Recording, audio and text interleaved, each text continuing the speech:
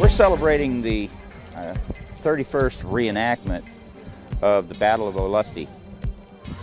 This battle was fought in February the 20th of 1864. This was the largest battle fought in the state of Florida during the Civil War. The Union was trying to recover the state of Florida for the Union from the Confederacy. And of course, the Confederacy was trying to stop them. This was a meeting engagement, the military term for it, because it was not a set-piece battle. It was not fought in any kind of works. A few miles west of here, in the little town of, near the little town of Olustee, they actually had breastworks and trenches prepared, but that's not where the battle was fought.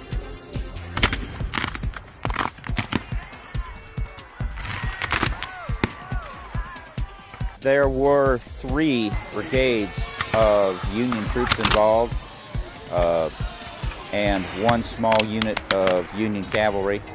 There were various artillery units also involved for both sides. The troops were not all in one place ready when the battle started. There was a column of troops marching out from Baldwin and met another column of Confederate troops. They were searching for each other, and it just happened that the battle did take place here.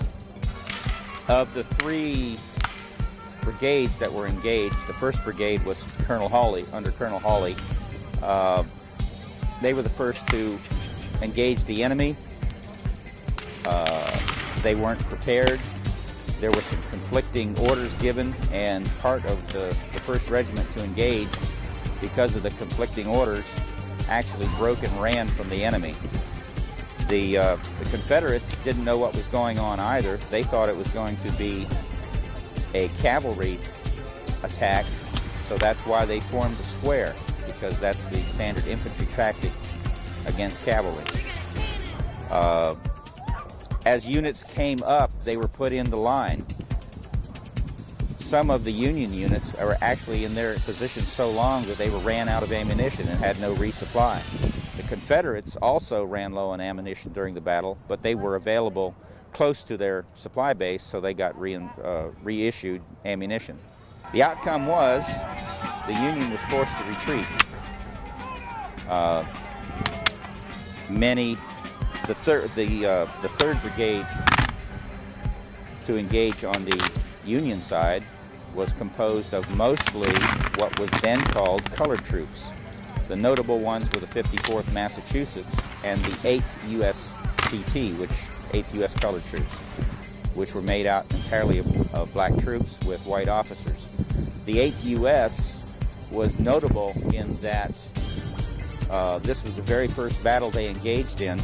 They didn't know what to expect, and when they found themselves engaged in the battle, they did so with their guns empty and had to load under fire.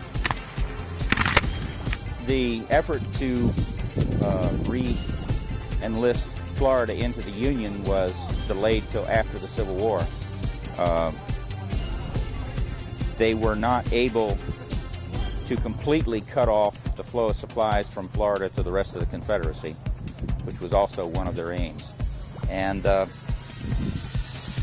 Union withdrew and held areas around Jacksonville and St. Augustine and the eastern bank of from the St. Johns River east throughout the rest of the war, but they were not able to capture Tallahassee until after the war was officially over.